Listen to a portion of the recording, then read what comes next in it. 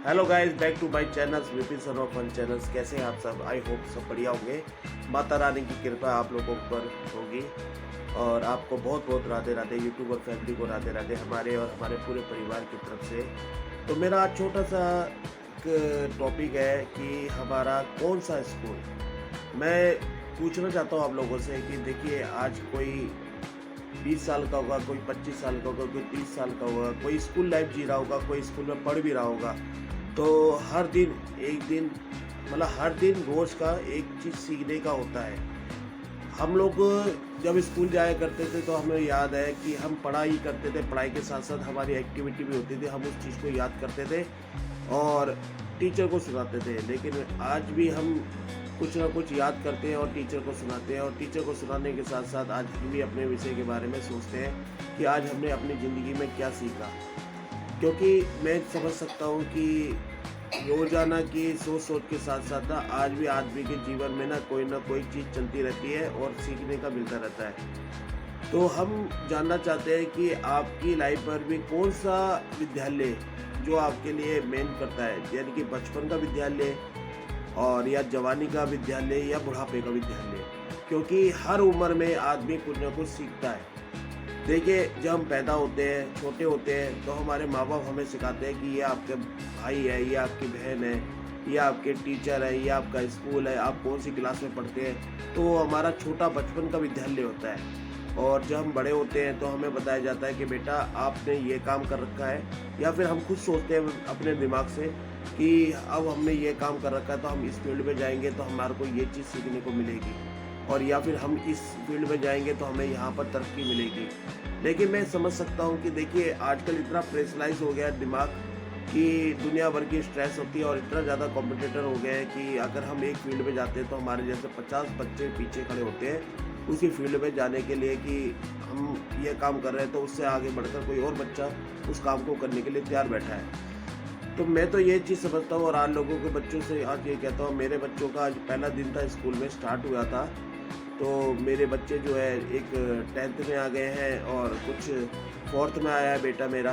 तो उनका पहला दिन था, तो जब मैं उन्हें विद्यालय में छोड़ रहा था तो मैं सोचा कि इस टॉपिक पे आप लोगों से बात क्यों नहीं करी जाए कि बच्चों को प्रेशर हम क्यों देते हैं। प्रेशर देना नहीं चाहिए मेरे हिसाब से, क्योंकि बच्चों को अगर प्रेशर दोगे तो उनका दिमाग जो मेंटली डिस्टर्ब हो जाएगा अभी से ही। क्योंकि हर दिन रोजाना कुछ ना कुछ सीखने को हमें मिल रहा है और हम सीख भी रहे हैं। देखिए, हम कहते हैं कि हम बाहर जाके नौकरी करते हैं और वहाँ जाके कुछ पैसा कमा के लेके आते हैं और घर चलाते हैं। घर पे रहने वाला भी तो कुछ काम कर रहा है। हम लोग संडे को आराम भी कर लेते हैं, उन लोगों को संडे को कहाँ आराम मिलता है, कोई ना कोई काम लगा रहता है। और उनका भी विद्यालय कौन सा है? घर। घर में कुछ ना कुछ सीखने को उनको मिलता है, जो सीखना चाहे तो। और अगर हम बाहर जाते हैं तो हमें भी कुछ ना कुछ सीखने को मिलता है, हमारे सीनियरों से, हमारे जूनियरों से, हमारे बॉस से कुछ ना कुछ हमें सीखने को मिलता है। लेकिन हर जगह हर तरीके के फील्ड में हर तरीके का आदमी मिलता है, तो हमें अपने आप को एक्टिव रखना पड़ता है उसके लिए। तो आप लोगों भी अपना मुझे बताइएगा अपनी ज़िंदगी में कि आपका कौन सा विद्यालय सबसे अच्छा लग रहा है आपको? बचपन का विद्यालय, जवानी का विद्यालय या बुढ़ापे का विद्यालय? तो मैं इसी सोच में रहा कि मैंने कहा आज आपके ऊपर क्या, मतलब आप लोगों से क्या डिस्कस करूं कि आप लोगों को मेरा बात को कुछ समझने में एहसास हो कि हमारा ज़िंदगी में हर तरीके का फील्ड में, हर तरीके का टाइम में, हर चीज़ एक विद्यालय की तरह है। देखिए, जब हम बचपन में थे तो किताबों से पढ़ते थे, और जब बड़े हुए तो हम काम के बोझ से ही पढ़ाई करते हैं। यानी कि हमें आज पता चलता है कि ये काम करना है तो हमें वो काम करना है, तो हम वो काम के बोझ से ही उसकी विद्यालय में पढ़ाई करते हैं। उसके बाद जब बुढ़ापा आ जाएगा तो दवाइयों का कोर्स चालू हो जाएगा। क्योंकि दवाई का कोर्स इसलिए चालू हो जाएगा क्योंकि कई कई तरह की बीमारी हमारे शरीर को लग जाएगी। जब लग जाएगी तो रेगुलर हमारे को रूटीन में पड़ा रहेगा कि हमें आज ये दवाई खानी है, हमें वो दवाई खानी है। तो मैं समझ सकता हूँ कि हर चीज़ में, हर टाइम में, हर तरीके से हमारा एक ना एक नया तरीके का विद्यालय तैयार रहता है। तो आप लोग भी बताइएगा कि कौन से विद्यालय में आप पढ़ाई कर रहे हैं और कौन सा समय आपको सबसे अच्छा लगा। क्योंकि जो ये समय है, अगर जैसे मैं ही समझ लूँ, अपने ऊपर ही ले लूँ कि अब मेरा जो समय चल रहा है वो है जिम्मेवारियों का समय। तो जिम्मेवारी कैसे होती है? घर परिवार की जिम्मेवारी, माँ बाप की जिम्मेवारी, आस पड़ोस में जिम्मेवारी और अपने आप को जिम्मेवार बनाने की जिम्मेवारी। और जो बचपना होता है वो एक स्टैंड करने का टाइम होता है कि हमें एक स्टैंड करके बैठ के काम करना है। तो स्टैंड बन के अपना एक ऐसा फ्यूचर सिक्योर करना है ताकि हम सेव कर सकें अपने आप को। तो हर फील्ड में, हर टाइम में एक ना एक विद्यालय हमारे सामने खड़ा हुआ है और रोज़ प्रतिदिन हमें को उस विषय पर काम करना पड़ता है। तो आप लोग भी बताइएगा कि आप लोग किस फील्ड में काम कर रहे हैं और आपको क्या सक्सेस मिल रही है और आपका विद्यालय कैसा चल रहा है।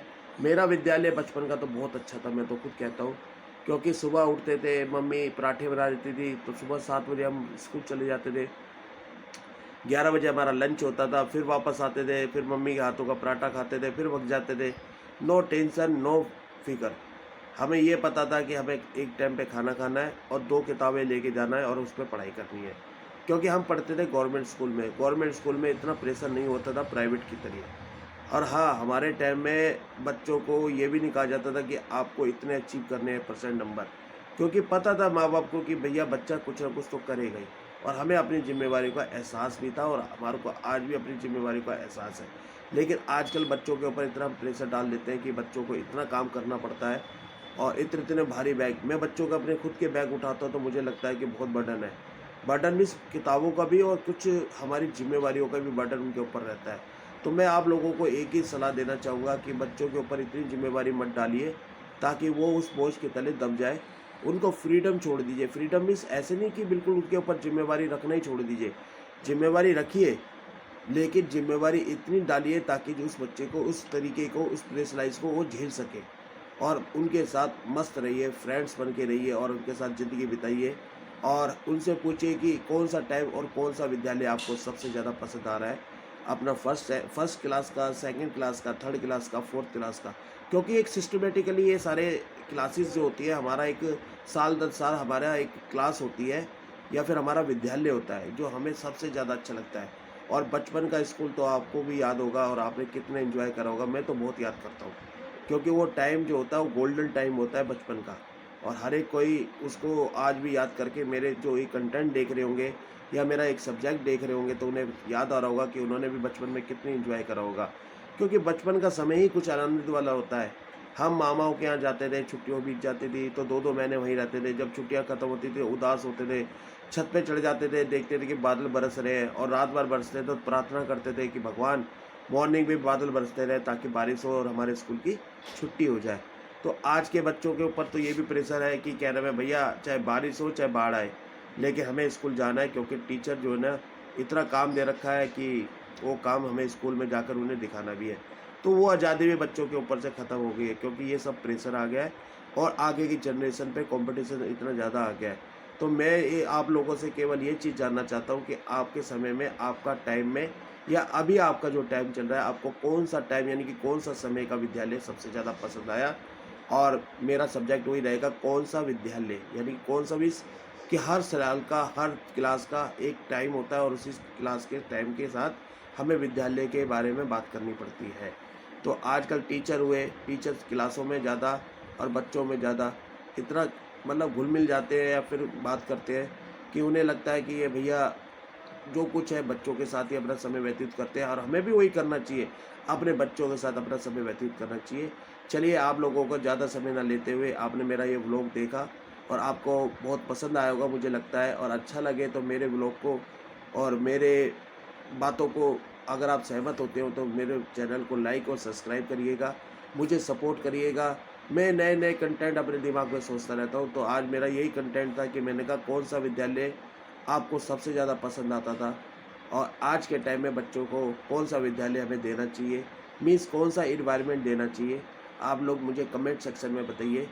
आप अपने बच्चों को किस तरीके से ट्रीट करते हैं और बच्चे आपके साथ किस तरीके का बिहेवियर करते हैं, ये भी हमें बताइएगा। और बच्चों को किस तरीके से शिक्षा देनी चाहिए और बच्चों को कैसे हैंडल करना चाहिए, ये भी हमें बताइएगा। तो मेरे को आपका सजेशन के लिए बहुत ज़्यादा वेट करूँगा मैं आपका। मेरे कमेंट सेक्शन में आप लोग ज़रूर बताइएगा। आपका बहुत-बहुत धन्यवाद। आपका बहुत-बहुत राधे राधे। और नवरात्रि चल रहे हैं, आप लोग फास्ट में भी होंगे, तो माता रानी की कृपा आप लोगों पे बरसती रहे और बिहारी जी की भी कृपा आप लोगों पे बरसती रहे। आप खूब सक्सेस हो अपने जीवन में, अपनी लाइफ में तरक्की करें। बस यही मेरा अपनी तरफ से भगवान से प्रार्थना करूँगा और आप मुझे भी सपोर्ट करिएगा। आपका बहुत-बहुत धन्यवाद। बहुत-बहुत धन्यवाद। बहुत-बहुत धन्यवाद। राधे राधे।